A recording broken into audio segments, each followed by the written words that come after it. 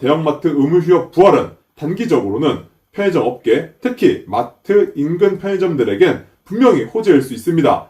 주말마다 반복되는 소비 집중 현상이 매출 상승으로 이어질 가능성이 높습니다. 안녕하세요. 편선생입니다. 오늘은 정보가 바뀌고 가장 뜨거운 이슈 중 하나죠. 바로 대형마트 의무휴업 부활에 대해 이야기를 해보도록 하겠습니다.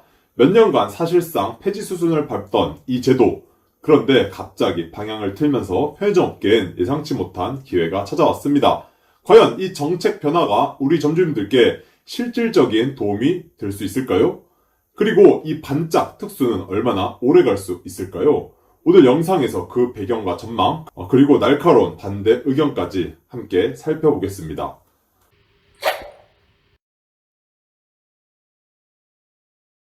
먼저 이 제도가 왜 다시 돌아왔는지부터 간단히 짚어보겠습니다.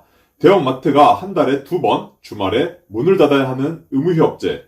이 제도는 2012년 골목상권과 전통시장 보호를 위해 도입됐지만 최근까지 반발이 꽤 심했습니다. 그러다 2023년부터는 자치단체가 휴업 요일을 자율적으로 정할 수 있게 되면서 대구시를 시작으로 많은 지역이 주말 대신 평일로 옮기기 시작했죠. 소비자 편의를 고려한 결정이었습니다. 그런데 이번에 상황이 급반전됐습니다. 오세희 더불어민주당 의원이 발의한 유통산업발전법 개정안은 이 자율결정권을 폐지하고 의무휴업일을 법정 공휴일로 고정하자는 내용이 담겨 있습니다. 여기에 더해 정혜경 진보당 의원은 의무휴업제와 영업시간 제한을 대형마트뿐 아니라 백화점, 면세점, 복합 쇼핑몰까지 확대하자는 강력한 개정안도 함께 발의했습니다. 이 개정안이 만약 통과가 되면 주말이나 연휴에는 반드시 영업을 중단해야 합니다. 현재 이 법안은 산업통상자원중소벤처기업위원회에서 심사 중이라고 하네요. 물론 반대 의견도 만만치 않습니다. 가장 큰 비판은 바로 소비자 불편입니다. 맞벌이 부부나 1인 가구 입장에선 주말이 장 볼 수 있는 유일한 시간인데 정부가 인위적으로 쇼핑 기회를 제한하는 건 아니냐는 불만이 쏟아지고 있습니다. 도대체 누구를 위한 규제냐? 시대착오적인 발상이다. 이런 목소리가 커지고 있습니다. 또한 정책의 실효성에 대한 의문도 계속되고 있습니다. 대형마트를 규제한다고 해서 정말로 골목상권이 살아날까요? 오히려 이번 조치가 대형마트의 구조적 쇠퇴를 앞당길 수 있다는 경고도 나옵니다. 실제로 2025년 6월 10일 관련 법안 발의 소식이 전해지자 이마트 주가가 마이너스 8.28%, 롯데쇼핑이 마이너스 9.03% 급락했습니다. 하루 만에 이 정도라면 시장이 받은 충격이 상당하다는 얘기겠죠.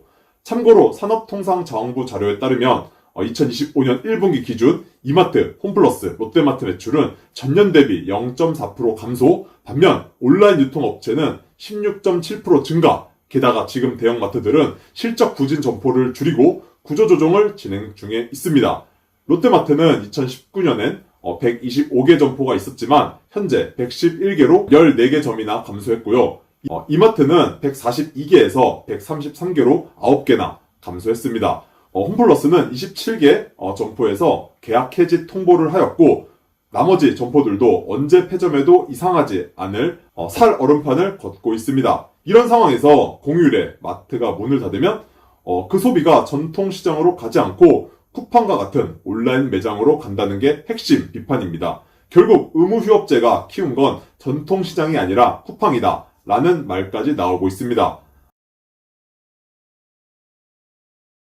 자, 그럼 우리 편의점 업계는 어떤 변화를 맞이하게 될까요? 상식적으로 생각해보면 대형마트가 황금 시간대인 주말에 문을 닫는다면 소비자들은 자연스럽게 편의점이나 동네 슈퍼로 발길을 돌리겠죠. 특히 즉시성, 접근성, 24시간 운영이라는 장점을 가진 편의점은 직접적인 수혜를 입을 가능성이 클 것 같은데요. 제가 예전에 제 채널에서 이와 관련된 실험을 한 적이 있습니다. 서울 수도권 지역의 대형마트 또는 기업형 슈퍼 근처에 위치한 편의점 10곳을 무작위로 선정해 마트 의무휴업일과 일반 공휴일의 한 달치 매출을 비교해 보았습니다. 그 결과는 꽤 흥미로웠습니다. 대형마트 휴무일에는 매출이 최소 10%, 많게는 30%까지 증가했습니다. 토요일은 큰 변화가 없지만 휴업 당일 일요일 오전부터 급격한 매출 상승이 일어났고, 즉 소비자들이 필요한 물건을 갑자기 사기 위해 편의점으로 몰린다는 의미일 겁니다.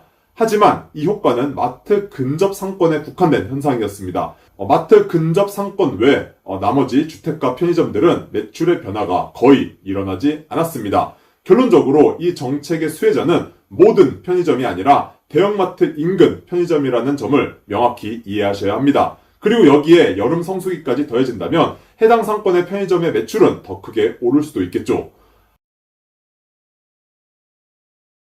하지만 여기서 한 가지 더 생각해 볼 필요가 있습니다. 설령 매출이 오른다 해도 이건 어디까지나 정책에 의한 외부 변수라는 점을 기억해야 합니다. 정권이 바뀌거나 여론이 바뀌거나 정책 방향이 또 한 번 바뀐다면 이 호재는 언제든지 사라질 수 있습니다. 그리고 쿠팡 같은 온라인 유통 강자가 더 공격적으로 움직인다면 편의점으로 몰리는 소비 수요 자체가 줄어들 수도 있습니다. 무엇보다 우리 업계의 구조적인 문제는 여전히 그대로입니다.